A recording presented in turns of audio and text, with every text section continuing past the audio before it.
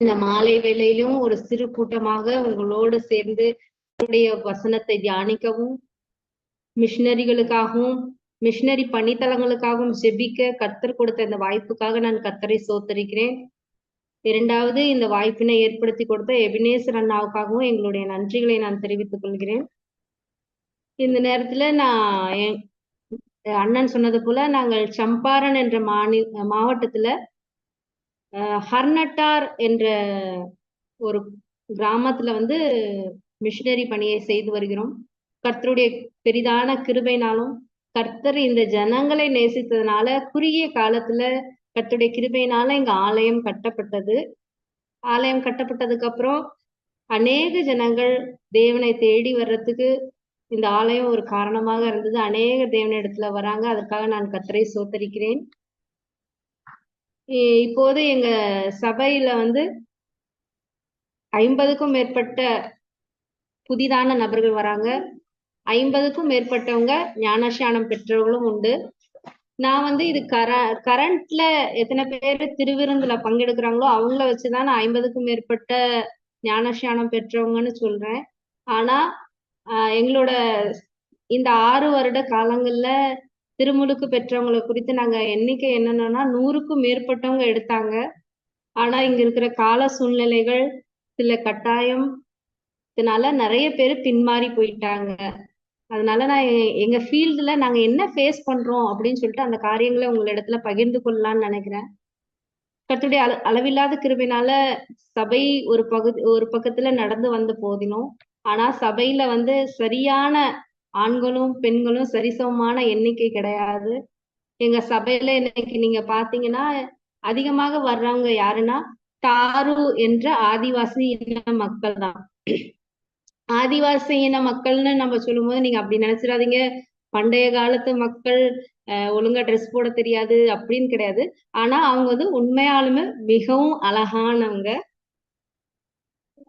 முதல்ல அவங்க வந்து படிப்பறிவு இல்லாம ஆதிவாசி இன மக்களா இருந்தாலும் இப்ப நிறைய பேரு பிள்ளைங்கள் வந்து காலேஜ் போறாங்க.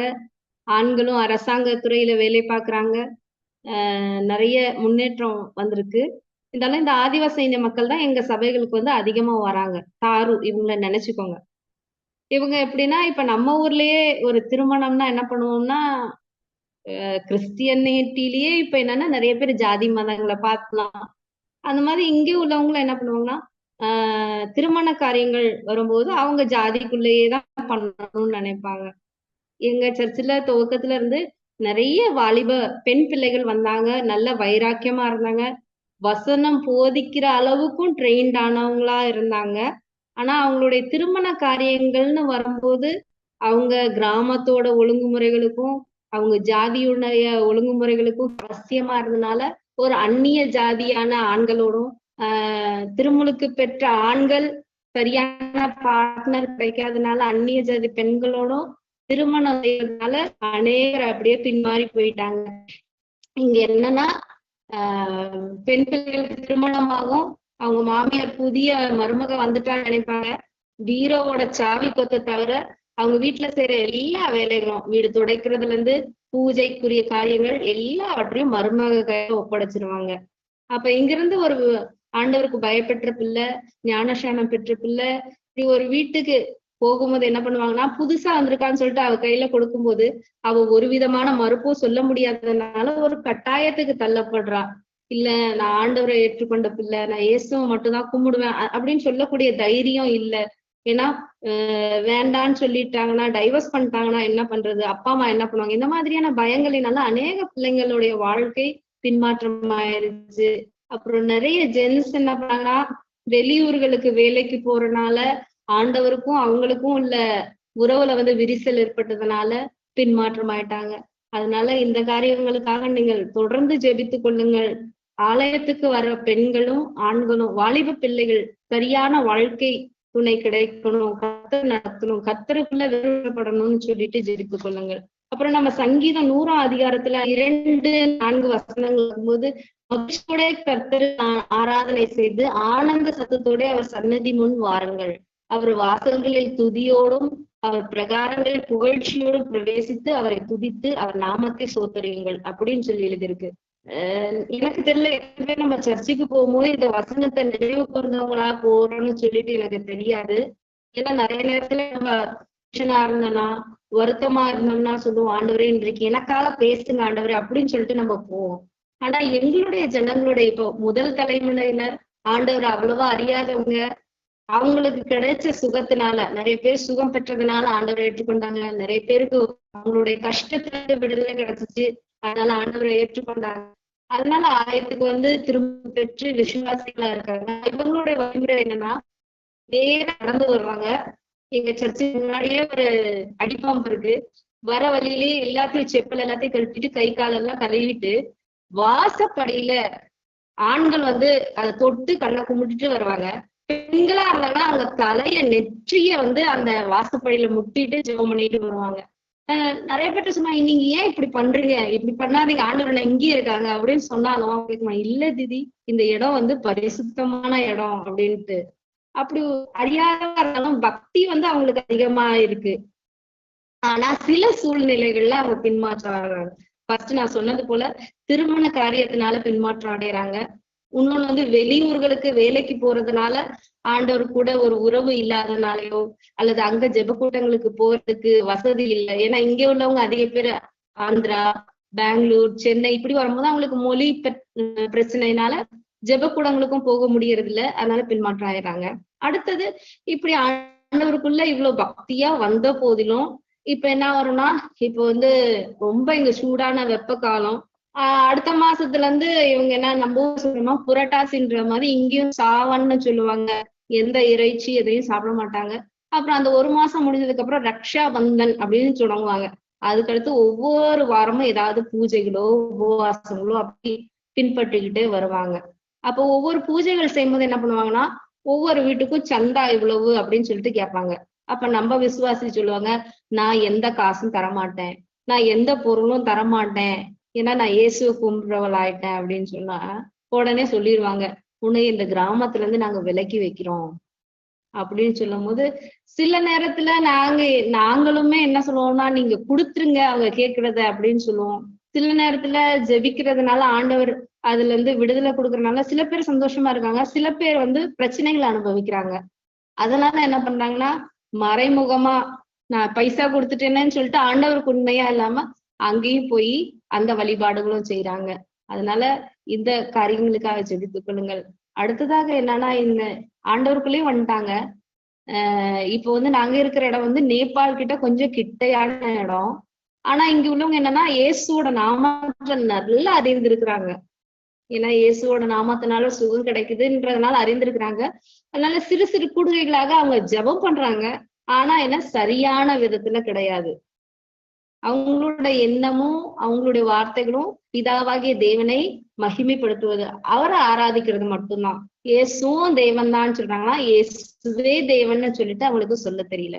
அதனால நீ என்ன வேணாலும் பண்ணலாம், எந்த பூஜை வேணாலும் பண்ணலாம், எது வேணாலும் பண்ணலாம். ஆனா நீ இயேசுவோட நாமத்தை சொல்லி நீ எது செஞ்சாலும் சரி அப்படின்னு சொல்லி ஒரு தவறான உபதேசத்திற்கு தள்ளப்படுறாங்க.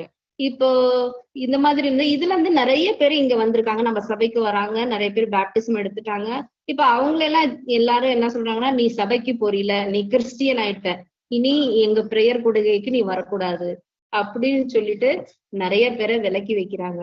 இந்த மாதிரியான மூடத்தனங்கள் அவங்க கிட்ட போய் நம்ம வசனத்தை சொல்லி கொடுத்தாலும், நம்ம நம்ம ஆண்டவர் பரிசுத்தமானவர், ஆண்டவருடைய பேரை சொல்லிட்டு போய் நம்ம சூரிய நமஸ்காரம் பண்ணக்கூடாதுன்னு சொன்னாலும் அவங்களுக்கு எப்படின்னா, ஆண்டவருடைய பேரை சொல்லிட்டு நீ எதை செய்தாலும் அது பரிசுத்தமானது அப்படின்னு சொல்லிட்டு ஒரு தவறான உபதேசத்துக்குள்ள தள்ளப்படுறாங்க. அதனால தொடர்ந்து ஜெபித்துக் கொள்ளுங்கள். நீங்க இருந்துட்டு அப்படின்னா இயேசுவின் நாமத்தை சொல்லுகிற பொய்யான ஆடு மேய்ப்பர்களுக்காக ஜெபித்துக் கொள்ளுங்கள். அவங்களும் மனமாறணும், தேவனுடைய அன்பை சரியான விதத்துல அறிந்து கொண்டு சரியான விதத்துல அவங்க கிட்ட, இப்ப எங்க கிட்ட குறைவான ஆட்கள் தான் வராங்க. ஆனா அவங்க எல்லாம் பிரேயர் நடத்தலாம்னா ஒரே பிரேயர் கூட்டத்துக்கு 150 பேர் 200 பேர்னு கூடி வருவாங்க.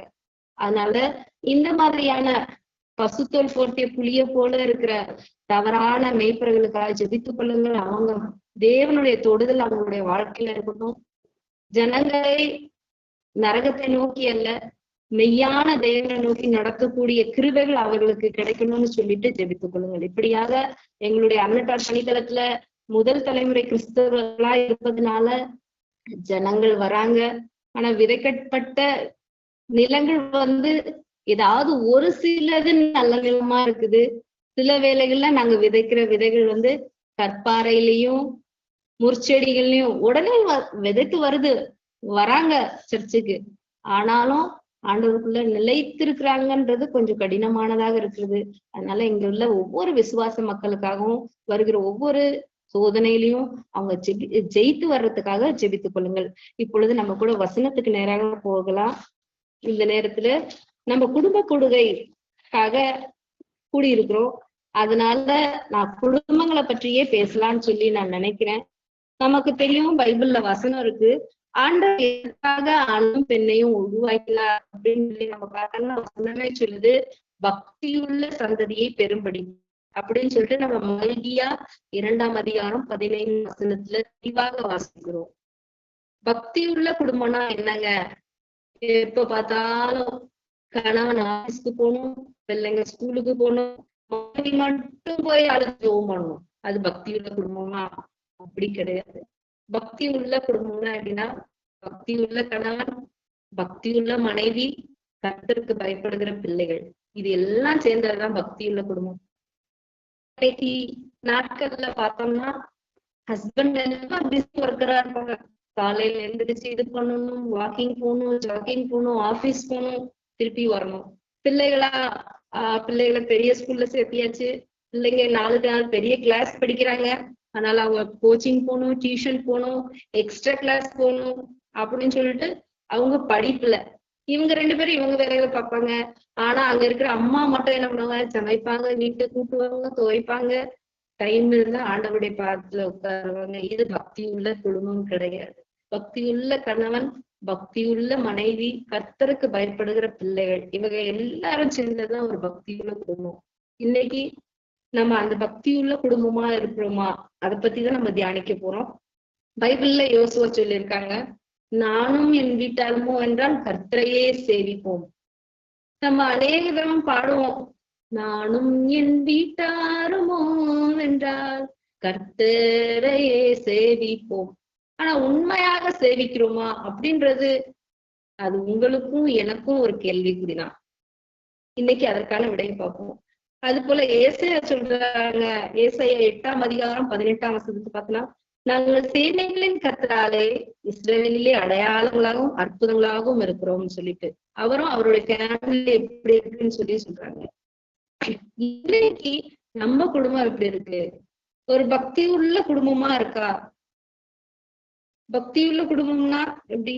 தேவனை ஆராதித்து எல்லா காரியங்களுக்காகவும் தேவனையே சார்ந்து அவர் மேலே நம்பிக்கை வைத்து வாழ்க்கை வாழ்றதுதான் பக்தி உள்ள குடும்பம். இன்னைக்கு நம்ம எப்படி இருக்கோம்? ஒரு பேலன்ஸ்டான வாழ்க்கை வாழ்றோமா? ஸ்பிரிச்சுவல்ல எப்படி இருக்கும்? இப்போ ஒரு மாட்டு வண்டிக்கு 2 சக்கரம் இருக்கு. ஆனா ஒரு பக்கம் மட்டும், அது ஒரு வீல் மட்டும் நிறைய போயிட்டே இருந்துச்சுன்னா நாங்க சாஞ்சிரும். அதே மாதிரிதான் இன்னைக்கு நம்ம குடும்பங்கள்ல எப்படி இருக்கு? வேலை பழுவுனா அது ஹஸ்பண்ட் மேல மட்டும் இருக்கு. வீட்டு வேலைகள்னா அது ஒய்ஃப் மேல மட்டும் இருக்கு. ப்ரேயர் லைஃப்னாலும் அது ஒய்ஃப் கிட்டதான் இருக்குது. சில குடும்பங்கள்ல ஏதோ ஒரு இடத்துல கூடி ஜெபிக்கிறாங்க. அதனால இன்னைக்கு நம்ம புதிய ஏற்பாடுல தேவன் வேதாகமத்துல அநேக குடும்பங்கள்ல சரியாக பக்தியுள்ள குடும்பங்களை அவருக்காக பயன்படுத்திருக்காரு. தேவனுடைய ராஜ்யத்தின் காரியங்களுக்காக பயன்படுத்திருக்காரு. அதனால இன்னைக்கு தேவனால பயன்படுத்தப்பட்ட ஒரு குடும்பம் புதிய ஏற்பாட்டுல இருந்து நம்ம பார்ப்போம். இது உங்களுக்கு ஒரு புதிய கண்ணோட்டமா இருக்கலாம். நீங்க இந்த நபரை பற்றி அநேக தரம் படிச்சிருப்பீங்க, பிரசங்கம் கேட்டிருப்பீங்க, நீங்களும் பிரசங்கம் பண்ணியிருப்பீங்க. இருந்தாலும் உங்களுக்கு திரும்பவும் ஒரு நினைவூட்டுதலாக இந்த வசனங்களை உங்களோடு நான் ஷேர் பண்றதுல மிகவும் மகிழ்ச்சியாக இருக்கிறேன். என்னோடு கூட திருப்பிக் கொள்ளுங்கள். அப்போஸ்தலர் 10ஆம் அதிகாரம். இங்க உங்களுக்கு அப்போஸ்தலர் 10ஆம் அதிகாரம் சொன்னோடனே அந்த நபர் ஞாபகத்துக்கு வருவாங்க. அவங்க வேற யாரும் இல்ல, கொர்நேலியுவின் குடும்பத்தை பத்தி தான் நான் சொல்ல போறேன். நீங்க நினைக்கலாம், கொர்நேலியோ பத்தி தெரியும், ஆனா அவங்க குடும்பத்தை பத்தி எழுதப்படவில்லையேன்னு நீங்க நினைக்கலாம். இருந்தாலும் நான் உங்களிடத்துல சில காரியங்களே, எனக்கு தெரிந்த சில காரியங்களை உங்களிடத்துல ஷேர் பண்ணி கொள்ளலாம்னு சொல்லிட்டு நான் நினைக்கிறேன். முதலாவதாக 10ஆம் அதிகாரம் 1-2 வசனங்களை நான் வாசிக்கிறேன். இத்தாலிய பட்டாளம் எனப்பட்ட பட்டாளத்திலே 100க்கு அதிபதியாக கொர்நேலியு என்னும் பேர் கொண்ட ஒரு மனுஷன் சிசரியா பட்டணத்திலே இருந்தான். அவன் தேவ பக்தி உள்ளவனும் தன் வீட்டார் அனைவரும் தேவனுக்கு பயந்தவனுமா இருந்து ஜனங்களுக்கு மிகுந்த தான தர்மங்களை செய்து எப்பொழுதும் தேவனை நோக்கி ஜெபம் பண்ணி கொண்டிருந்தான். இதுதான் வசனம். இந்த வசனத்துல நம்ம கொர்நேலியை பத்தி ஃபர்ஸ்ட் பார்த்தோம்னா அவர் எப்படியா தேவ பக்தி உள்ளவரும். ஃபர்ஸ்ட் ஸ்டார்டிங்ல அவரு என்னது 100க்கு அதிபதி தான். அது அவரோட வேலையா இருந்தாலும் 100க்கு அதிபதியா இருந்து அவரிடத்துல அநேக சேவகர்கள் இருந்தாங்க, அவரிடத்துல நிறைய பொண்ணு இருந்து அப்படின்னு சொல்லல. அவருடைய குணத்துல முதலாவது குணம் தேவ பக்தி உள்ளவர். அப்படின்னா என்னது, ஃபர்ஸ்ட் அவர் தேவனுக்கு முதல் இடத்தை கொடுத்தாரு. இன்னைக்கு நம்ம தேவனுக்கு முதல் இடத்துல கொடுக்குறோமா? எல்லா காரியத்திலையும் நம்ம எப்படிப்பட்டவங்களாக இருக்கிறோம்? 30ஆம் வசனத்துல, அதே அதிகாரம் 30ஆம் வசனத்துல பார்க்கும்போது, அதற்கு கொர்நேலியு 4 நாளைக்கு முன்னே இந்நேரத்தில் நான் உபவாசித்து 9ஆம் மணி நேரத்தில் என் வீட்டிலே ஜெபம் பண்ணி கொண்டிருந்தேன். அப்பொழுது பிரகாசமுள்ள வஸ்திரம் தரித்த ஒரு மனுஷன் ஒருவன் எனக்கு முன்பாக நின்று. அப்படின்னா எப்பொழுதும் தேவனையே சார்ந்து தேவனுக்கு முன்பாக நின்று கொண்டிருந்த மனிதன், தேவனுக்கு முதலிடம் கொடுத்தவர். 2வது தேவ பக்தி உள்ளவர், கர்த்தரிடத்துல பக்தியா இருந்து கர்த்தருக்கே சேவை செய்தவரா இருந்தாரு.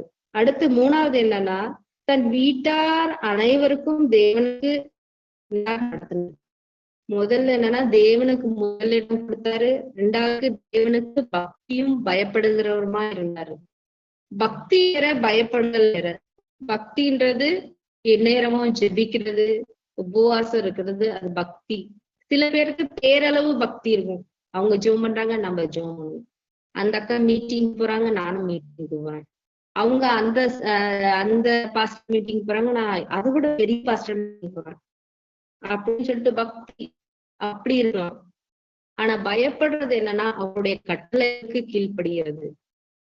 இன்னைக்கு நம்ம அவருடைய கட்டளைகளுக்கு எப்படி கீழ்ப்படியணும்? உண்மையாவே நம்ம அநேக தீர்மானங்களை பண்ணியிருப்போம் இந்த வருஷத்தோட தொடக்கத்துல. நான் பைபிள் இத்தனை முறை படிப்பேன், இத்தனை மணி நேரம் நான் ப்ரேயர் பண்ணுவேன், இத்தனை மணி நேரம் நான் இவர்களுக்காக, மிஷினரிகளுக்காக, தேசங்களுக்காக இப்படியெல்லாம் பொருத்தனை பண்ணியிருப்போம். ஆனா அந்த பொருத்தனையில இன்ன வரைக்கும் வருஷத்துல இப்போ 5வது மாதம் நம்ம வந்து நிக்கிறோம். அந்த பொருத்தனையில நம்ம எப்படிப்பட்டவங்களாக இருக்கோம்? எல்லாத்துலயும் கரெக்டா இருக்குமா? 10க்கு 10 வாங்குவோமா, இல்ல 10க்கு 8 இல்ல 10க்கு 1 அப்படின்னு சொல்லி நம்மளே ஆலோசனை பார்ப்போம். நம்மள சோதித்து பாக்குறதுக்கு வேற ஒருத்தவங்க தேவை கிடையாது. நம்மளே நம்ம சோதித்து பார்ப்போம். தேவனுக்கு முதலிடம் கொடுக்குறோமா? நான் ஆண்டவருடைய பிள்ளை அப்படின்னு சொல்றதுல இருக்குமா, இல்ல நம்மளுடைய வேலைகளை முன்னுரிமை காட்டுறோமா, இல்ல நம்மளுடைய தாளந்துகளை முன்னுரிமை வைக்கிறோமா? நான் ஒரு டாக்டர், நான் ஒரு சிங்கர் அப்படின்னு சொல்றோமா? அதை நம்ம கொஞ்சம் யோசித்து பார்ப்போம். அடுத்து எப்படின்னா, ஜெபம் செய்யறதா இருந்தாரா? தேவனை ஜெபம் பண்ணிட்டு இருந்தாரா? இன்னைக்கு நம்ம நோக்கி ஜெபம் பண்ணுகிறோமா, இல்ல அடிக்கடி ஜெபம் பண்ணுகிறோமா? நம்மளுடைய தேவனுக்கும் நமக்கும் உள்ள உறவும், நமக்கும் நம்மளுடைய மொபைலுக்கும், நமக்கும் மத்த ஆக்டிவிட்டிஸ்க்கும் நம்ம எப்படி இருக்கோம், அத கொஞ்சம் நம்ம சோதித்து பார்ப்போம். அடுத்து என்னன்னா, அவர் வந்து அது என்ன இருக்குன்னா, ஜனங்கள் தான தர்மங்களை செய்தார்னு இருக்கு. தேவையுள்ளவருக்கு என்ன பண்ணாரா? தான தர்மங்களை செய்தாரு. இன்னைக்கு நம்ம மற்றவங்களுக்கு கொடுக்கறதுல எப்படி இருக்கணும்? உண்மையா வேண்டுதல் செய்து காணிக்கை டப்பாக்குள்ள போடுறதுல நம்ம உற்சாகம் காட்டுவோம். ஆமா, ஆண்டவர் எனக்கு நன்மை செய்தார், அதனால ஆனா தேவையில இருக்கிற மனுஷங்களுக்கு, தேவையில நம்ம கண்ணு முன்னாடி வருத்தப்படுறவங்களுக்கு, இப்ப ஒருத்தவங்களுக்கு ஆபரேஷன், அவங்களுக்கு பண தேவை இருக்கு அப்படின்னும் போது நம்ம எப்படி செய்யறோம்? ஒருத்தவங்களுக்கு திருமணம் செய்யணும், உங்களுக்கு தேவை இருக்கு, அவங்க ஏழையான குடும்பம் அப்படின்னும் போது நம்ம கரங்களை அவங்கள நோக்கி நீட்டுறோமா அப்படின்னு சொல்லி நம்ம பார்ப்போம். அடுத்து சாட்சி உள்ள வாழ்க்கை வாழ்ந்தவர்கள். நம்ம வந்து சாட்சின்னு சொல்லும் போது நம்ம அநேக நேரத்துல சபையில போய் சொல்லுவோம், சாட்சி சொல்லுவோம், கர்த்தருடைய கிருபையினால எங்களுடைய வீடு கட்டப்பட்டது, முதல்ல நாங்க ஓட்டு வீட்டுல இருந்தோம், கர்த்தர் எங்களுக்கு அழகான மாடி வீடு கொடுத்தாருன்னு சாட்சி சொல்லுவோம். கர்த்தருடைய கிருபையினால என்னுடைய மகன் 10ஆம் வகுப்பு தெரியல முதல் மதிப்பெண் பெற்றார். கர்த்தர் நமக்கு செய்தது சாட்சிகளாக சொல்றோம், அது நல்லதுதான். ஆனா கர்த்தருக்கு நம்ம சாட்சியா எப்படி இருக்கிறோம்? நமக்கு கொடுத்த கர்த்தர் நம்மிடத்துல திரும்பி கேட்கறது என்னன்னா பொன்னையும் பொருளையும் கிடையாது.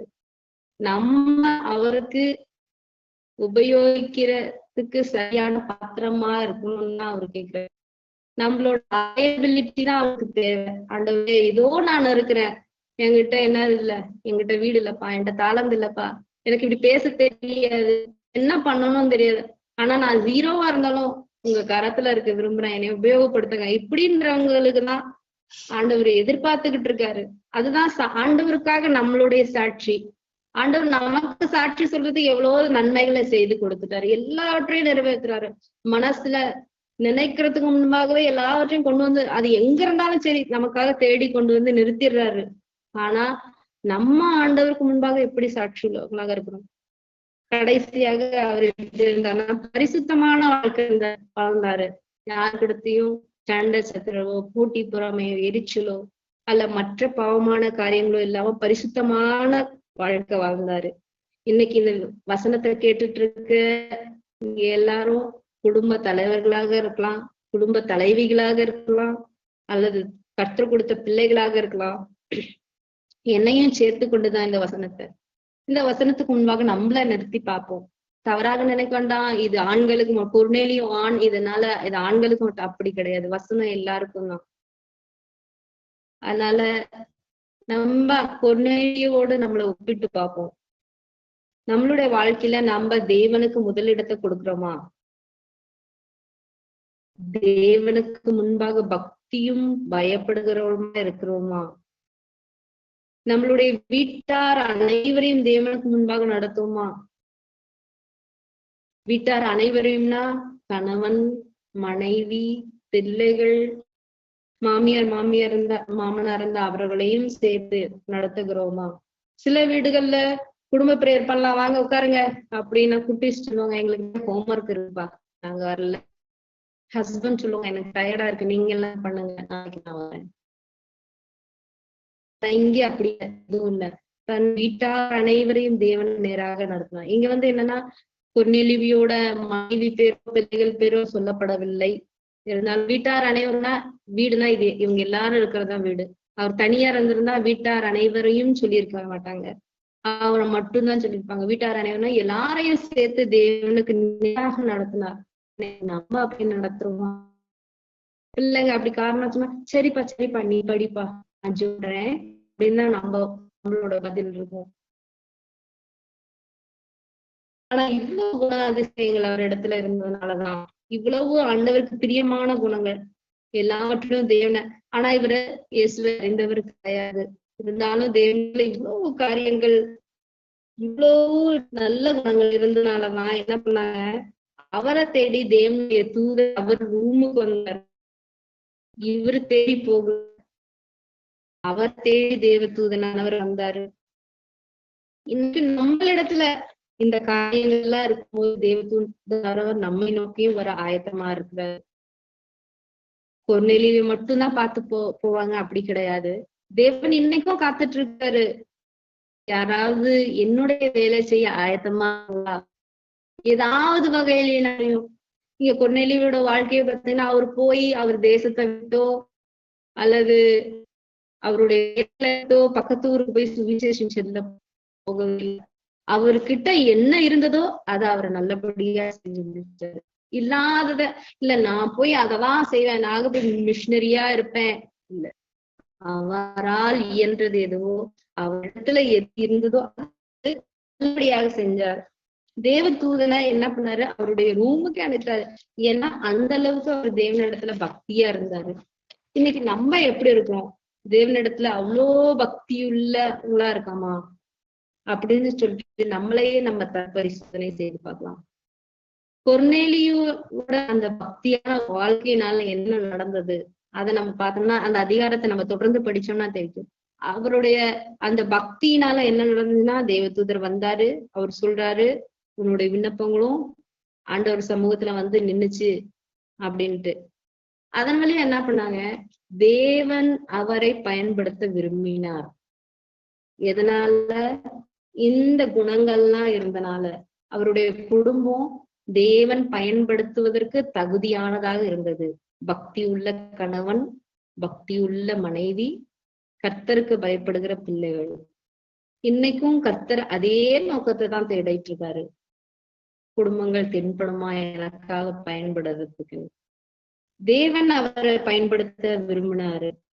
எப்படி பயன்படுத்தினாருன்னு சொல்லி நம்ம அங்க பார்ப்போம். தேவ தூதனை ஃபர்ஸ்ட் அவர் வீட்டுக்கே அனுப்பி வைத்தாரு. அப்புறம் என்னாச்சுன்னா அதுக்கு அடுத்த காரியங்கள் நமக்கு எல்லாத்துக்கும் நல்லா தெரியும். அங்க என்னாச்சுன்னா தேவ தூதன் வந்து போனதுக்கு அப்புறமும் அவங்க போய் பேதுருவை வந்து அணுகுறாங்க. நாங்க எங்க போகணும், எப்படி போகணும், சரியான வழிநடத்துதல் கிடைத்தது. அலமோதுற மாதிரி கிடையாது. தேவனிடத்துல தெளிவான வழிநடத்துதல் அவளுக்கு கிடைச்சது. எந்த தெருவுக்கு போகணும், எப்படி போகணும், யாருடைய வீட்டுல எங்க இருப்பாங்கன்னு சொல்லிட்டு. அதே மாதிரி அவங்க போறாங்க. அங்க என்ன ஆகுதுன்னா அவங்க போய் பேதுருவை பார்த்து நடந்த எல்லா காரியத்தையும் சொல்றாங்க. கர்த்தர் அதுக்கு முன்பாக பேதுருவையும் ஆயத்தம் பண்ணி இருந்தாரு. இப்படி வந்து புறஜாதிகள் மத்தியில பிரசங்கப்படுத்தணும் அப்படின்னு சொல்லிட்டு. அப்ப என்ன ஆயிடுச்சு, அங்க வந்து அப்ப பேதுருவும் அவங்களோடு கூட எழுந்து போறாரு. எழுந்து போனதுக்கு அப்புறம் என்னாச்சு, அவங்க வந்து யாருன்னு கேட்டோம்னா அவங்க வந்து உடனே அவர் யாரு, என்ன குணம் உள்ளவரு அப்படின்னு சொல்லிட்டு கொர்நேலியை பத்தி தெளிவா சொல்றாங்க. அந்த வசனத்தை நம்ம பார்த்தோம்னா அப்போஸ்தலர் 10:22 பார்த்தோம்னா, அவர் நீதிமானும் தேவருக்கு பயப்படுகிறவரும் யூத ஜனங்கள் எல்லோராலும் நல்லவர் என்று சாட்சி பெற்றவருமாகி கொர்நேலி என்னும் 100க்கு அதிபதி உம்மை தம்முடைய வீட்டுக்கு அழைப்பித்து உம்மால் சொல்லப்படும் வார்த்தைகளை கேட்கும்படி பரிசுத்த தூதனாலே தேவயத்தனமாய் கட்டளை பெற்றார் என்றார்கள். கர்த்தரால கட்டளை பெற்றாரு. அப்போ அந்த இடத்துக்கு பேதுருவும் போறாங்க. போனதுக்கு அப்புறம் என்ன பண்றாங்கன்னா, அவர் என்ன பண்ணாருன்னா தான் மட்டும் என்னுடைய குடும்பத்துக்கு என்ன கிடைக்கும் அப்படின்னு சொல்லி பார்க்கல. அவர் நினைச்சிருந்தாருன்னா அவர் மட்டும் ரெடியா இருந்திருக்கலாம். ஆனா அவர் என்ன பண்ணாருன்னா அவருடைய சொந்தக்காரங்க எல்லாத்தையும் கூப்பிட்டு, தன்னுடைய உறவின் முறையா தன்னுடைய சொந்தக்காரங்க நண்பர்கள்னு சொல்லிட்டு எல்லாத்தையும் கூப்பிட்டு சுவிசேஷத்தை கேட்கணும்னு சொல்லி இருக்காங்க. இன்னைக்கு நம்ம எப்படி இருக்கோம்? நீங்க ப்ரேயர் பண்ணணும்னா ஸ்பெஷலா எனக்குள்ளது எனக்கு மட்டும்தான், எனக்கு தீர்க்க தரிசனம் வந்தா, எங்க குடும்பத்துக்கு தீர்க்க தரிசனம் வந்தா அது சஸ்பென்ஸா இருக்கணும், சீக்ரெட்டா இருக்கணும், வெளியவங்களுக்கு தெரியக்கூடாது அப்படின்னு நினைக்கிறோம். ஆனா இவரு என்னன்னா கர்த்தருடைய வார்த்தை எல்லாத்துக்கும் அறிவிக்கப்படணும்னு சொல்லிட்டு முன்னமே ஆயத்தப்படுத்தி வைத்திருக்காரு. அதனால இன்னைக்கு என்னாச்சுன்னா அவர் ஒருத்தவரு பலருடைய ஆசீர்வாதத்துக்கு காரணம். அவங்க வசனத்தை கேட்ட அடுத்த நிமிஷமே அவங்களுக்கு என்னாச்சுன்னா பரிசுத்த ஆவியானவருடைய அபிஷேகம் கிடைச்சிச்சு. அதனால இன்னைக்கு நம்ம எப்படிப்பட்டவரா இருக்கிறோம்? அங்க வசனத்துல பாத்தீங்கன்னா பேதுரு வந்து சொல்ல தொடங்க, தேவன் பட்சபாதம் உள்ளவர் அல்ல என்று வசனத்தை பிரசங்கிக்க தொடங்கினாரு.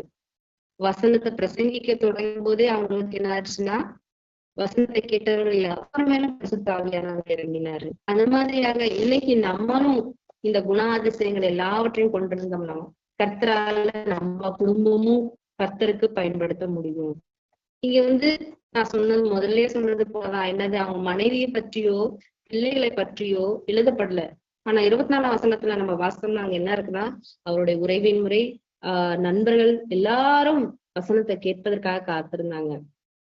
நம்ம சுவிசேஷம் அறிவிக்க முறைன்னா நம்ம என்ன பண்ணுவோம்னா சின்ன கேதரிங் கெட் டுகெதர் வைப்போம். அதுல எப்படி இருக்கும்னா நமக்கு தெரிந்த நபர்களை மட்டும்தான் வைப்போம். நமக்கு தெரிஞ்சவங்கள ஏற்கனவே வசனத்தை கேட்டவங்களுக்கே திரும்பி திரும்பி பிரசங்கம் பண்ணணும்னு தான் நினைப்போம். இங்க இவர் என்ன பண்றாருன்னா வசனமே தெரியாத அநேகரை வந்து என்ன பண்றாருன்னா வசனத்தை கேட்க அவர் வந்து முன்னமே எல்லாத்தையும் கூப்பிட்டு வச்சுட்டாரு. நாளைக்கு அவர் வரப்போறாருன்னா இன்னைக்கே எல்லாத்தையும் கேதர் பண்ணி வச்சுட்டாரு. அதுதான் ஆயத்தப்படுத்துறது. இன்னைக்கு நம்ம எப்படிப்பட்டவங்களாக இருக்கிறோம்? நம்ம மத்தவங்களுக்காக சுவிசேஷம் சொல்றதுல நம்ம எப்படி இருக்கோம்? நம்ம மத்தவங்களுக்கு கொடுக்கறதுல நம்ம எப்படி இருக்கிறோம்? நம்மளுடைய சாட்சி மத்தவங்களுக்கு முன்பாக அவர் நல்லவர் என்று எல்லாராலும் சொல்லப்பட்டாராம். இன்னைக்கு நம்மளுடைய சாட்சி எப்படி இருக்குது? நம்மளுடைய சாட்சி நம்ம கெட்டவங்களா இருந்தாலும் சரி நல்லவங்களா இருந்தாலும் நம்மளை குறித்து நல்லவங்கன்னு சொல்லலாம். நம்ம கொஞ்ச நேரம் யோசிச்சு பார்ப்போம். ஏன்னா தேவனுடைய கிருபை தேவன் ஜனங்கள் மீது கொண்ட தயவு என்னைக்குமே மாறாதது. நான் சொன்னது போல நாங்க இருக்கிற இடம் வந்து நிறைய ஜனங்கள் இருக்காங்க. ஆனா அறியாமையும் மூட நம்பிக்கைகளும் அவ்வளவு நிறைந்து. சர்ச்சுக்கு முன்னாடியே நடந்து போற தொலைவு 10 ஸ்டெப் எடுத்து வச்ச ஒரு விசுவாசி வீடு. ஞானஸ்நானம் எடுத்தவங்கதான். ஏதோ முதுகுல சுருக்கு பிடிச்சிருச்சு. ஆனா அவங்க என்னன்னா கூட்டம் சர்ச்சுல கூட்டமா இருந்துச்சுன்னா வருவாங்க, கூட்டம் இல்லைன்னா வரமாட்டாங்க. எப்ப பார்த்தாலும் அவங்க என்னது அவங்க கார்டன்லயே இருக்காங்க, விவசாயம் செய்யறவங்க. அவங்க கல்யாணவங்கதான், ஹஸ்பண்ட் கிடையாது, பிள்ளைங்க 2 பேருக்கும் கல்யாணம் ஆயிடுச்சு. அது செய்வாங்க. அவங்களுக்கு முதுகுல சுளுக்கு பிடிச்சிருச்சு, ஆனா ஜெபம் பண்ணல. நேத்து வந்து என்கிட்ட சொன்னாங்க, நான் எல்லாத்தையும் பண்ணி பார்த்துட்டேன் தீதி, என்ன மந்திரம் பண்ணணுமோ என்ன போட்டு நீவியாச்சு, யார்கிட்டயாவது போய் மந்திரிக்கணும், என்னென்ன விதத்துல மந்திரிக்கணுமோ 4-5 விதத்துல மந்திரிச்சியும் பார்த்துட்டேன், ஹாஸ்பிட்டலும் போய் பார்த்தேன், எனக்கு ஒன்றும் சரியாகல. இத்தனைக்கும் அவங்க ஒரு விசுவாசி. நான் அப்ப அவங்க கிட்ட சொன்னேன், இவ்வளவு பண்ணிருக்கீங்களே, ஏன் ஒரு நாள் கூட எங்களிடத்துல சொல்ல, எனக்காக ஜெபித்துக் கொள்ளுங்கள் அப்படின்னு சொல்லிட்டு. அந்த மாதிரியான அவங்க ஆண்டவருக்குள்ள வந்தாலும் அவங்களுடைய மூட நம்பிக்கைகள் மாற மாட்டேங்குது. ஏதாவது தொடர்ந்து அவங்க குழந்தை பருவத்துல இருந்து ஒரு காரியத்தை செய்து வரும்போது திடீர்னு ஆண்டவர்களை வந்துட்டு அவங்களுடைய சுவாபம் மாற மாட்டேங்குது. இப்படி நிறைய பேர் அன்னையில இருக்காங்க. எல்லாத்தையும் மாத்துறதுக்கு நிறைய பேர் வேணும். இன்னைக்கு நம்ம ஆயத்தமா இருக்கணும். ஆண்டவர் நம்ம கிட்ட பொண்ணையும் பொருளையும் எதிர்பார்க்கல, கேட்கவும் இல்லை. அதில்லாம நமக்கு கொடுத்துட்டாரு, அது இல்லாத ஆசீர்வாதத்தை கொடுத்தாரு. அவரு நம்ம கிட்ட எதிர்பார்க்கறதெல்லாம் ஒன்னே ஒண்ணு, நம்ம அவருக்காக பயன்படணும், அவருடைய நாமத்தை சொல்லணும், அவருக்காக ஓடணும், அவருக்காக அநேக விழுந்து கிடக்கிறவங்களை எழுப்பணும். விழுந்து கிடக்கிறவங்க 2 விதத்துல உண்டு. ஒண்ணு பாவத்துல விழுந்து கிடக்கிறவங்கள தேவனுக்காக எழுப்பணும். இன்னொன்னு பிசிக்கலா எவ்வளவு எளிமையா இருக்காங்களோ அவங்கள தேவனுடைய நாமத்துல எழுப்பணும். நம்ம கொர்நேலியை பத்தி தியானிப்போம். என்னுடைய குடும்பம் பக்தியான குடும்பமா, நம்மளுடைய குட்டி பிள்ளைங்க, நம்ம பிள்ளைங்க, நம்ம பேர பிள்ளைங்க எல்லாரும் சரியான உறவுல இருக்காங்களா? நம்ம வீட்டு அனைவரையும் ஆண்டோருக்காக ஆயத்தப்படுத்திட்டோமா? யோசிப்போம். தேவை உள்ளவங்களுக்கு நம்ம கரங்களை நீட்டுறோமா? கர்த்தருக்காக சாட்சியுள்ள வாழ்க்கை வாழ்றோமா? கர்த்தருக்காக நாம என்ன செய்யறோம்? ஒரு நிமிஷம் நம்ம ஆராய்ந்து பார்ப்போம். இந்த வசனத்துக்கு நம்ம கொடுப்போம்.